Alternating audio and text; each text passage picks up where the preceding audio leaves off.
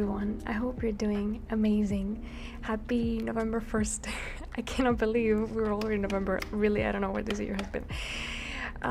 But thank you so much for being here today and joining me in this video. For this time, I wanted to do something a little bit different. I feel like in the past videos I've been showing you a lot of my process and my painting process, and for this one I have been just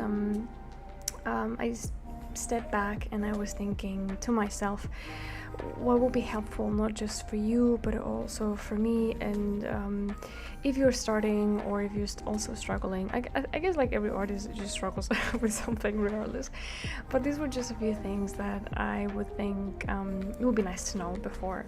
So they're a little bit random, but just so you know, I've been building my own canvases, well, my own panels, supports. And even though it sounds so silly, but even the process is so nice because you sort of feel like you build it yourself and you take pride in it and you take care more of your materials.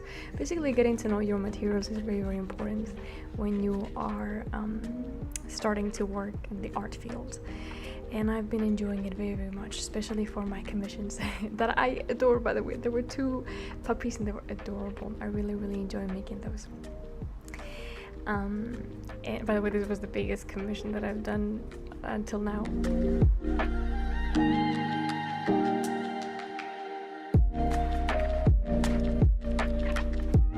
Second thing that I would say would be to I guess try to see the beauty in everything, even the smallest little thing. Sometimes, and this happens to me a lot, when I'm in my apartment and I'm complaining to myself. I'm like, oh, I don't know what to paint. I have nothing beautiful to paint. And then in truth, beauty is just everywhere around us. So it's all up to you to how you perceive things, because even the smallest of us can change the course of the world. I stole that from Galadriel, what she said to Frodo.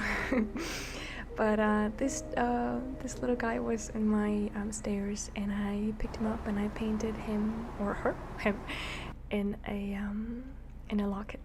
But really, it's just everywhere. It's all about how you choose to see things.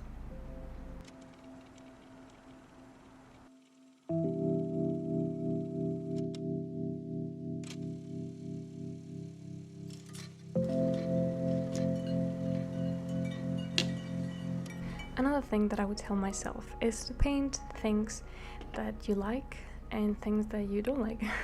Paint a lot, and every time that you paint, always try your best and always give your best try, even if you're thinking, oh, this is just a study. It doesn't matter.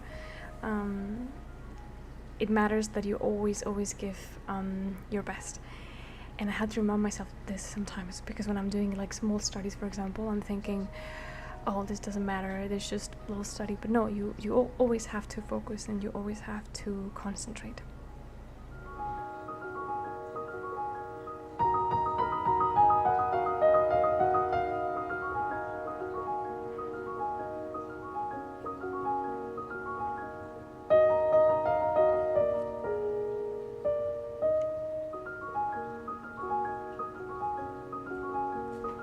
Another thing that I would tell myself is to, of course, paint from life as much as you can. Here I'm painting these beautiful roses, which I love, but they're so hard to paint. I cannot express enough how amazing it is to paint from life and how much you learn from life. And it really doesn't matter what you're painting, but how you paint it and how you express it. And there's just, when I started painting life, which was way later in my art career, I suppose, it was such a huge difference. And you just, within one painting, I feel like you learn so many more lessons, because you can take a really close look, and it's just, I don't know, I'm sure that you know this too if you've ever tried it. We tried it also in college to paint from life, but I have not done it until very recently that I started to do it again. And it's just so amazing, but so hard too.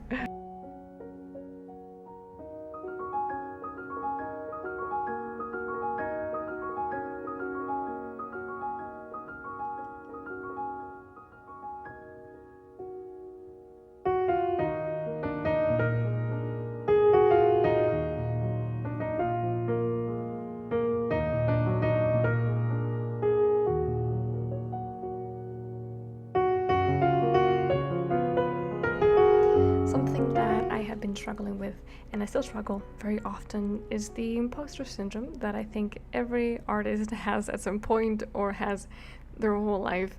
Basically, you are your worst enemy, and you doubt a lot of your things, you doubt a lot of your abilities, and it doesn't happen as often as before, but it is true that sometimes I don't know, I crumble, and it really sucks because because you are in your mind and in your body, and if you don't value your art and appreciate your art, it's draining and there's no moving forward. So I will just tell myself to believe that you can, that there's always a place to learn, but that you should just also be proud of your accomplishments. There's nothing wrong on being proud of them. And I think, for example, when I opened my store, I felt like, I don't know, I felt such a shame, like, oh, nobody's gonna buy my art, and just putting all this pressure on other people when I should be myself, who is bringing myself up and being fair with my work. But I think this is with time, you learn to see different perspectives, and I'm in a very happy place in that sense, that I can trust my own judgment in my work and my abilities, and that's why sometimes I was so hesitant to take commissions, because I thought it's never going to be good, or they're not going to like it, or just that silly pressure that we put ourselves in. So enjoying every step of the way and just embracing it, and knowing that you can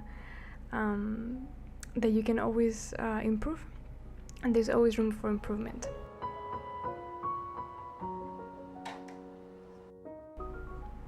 Finding your own personal style in your art is complicated sometimes, but it's important, I think, and it takes time, and I think it is mostly through practice, and through that practice you're going to find it, so don't worry too much about it, because it will come naturally. But I took this class that I wanted to talk a little bit about. It's How to Find Your Own Style as an Artist by Lori Ann Gonzalez, and she explains very nicely. She's a painter herself, of course, even though she paints with acrylic, but that doesn't really matter, but she explains how she found it, and also the comparison between her old style and her current style. And also she says a lot about copying the masters, which is something that I encourage all of you and myself, and it's something that I wasn't doing as often as I should have, and how by copying the masters, she found just a lot of resources and inspiration. But she also points out that you just can't copy someone's style, basically, but in that process of copying and comparing, that's when you learn and you absorb a lot of the knowledge, because even the masters used to copy the other masters too, so it's nothing new, but she does point out that you should copy someone that is basically not currently alive, I suppose. And I always think that copying the old masters is the best way to learn, and I'm doing it all the time, and every time that I do it, I get just, I don't know, very refreshed. So I highly recommend it.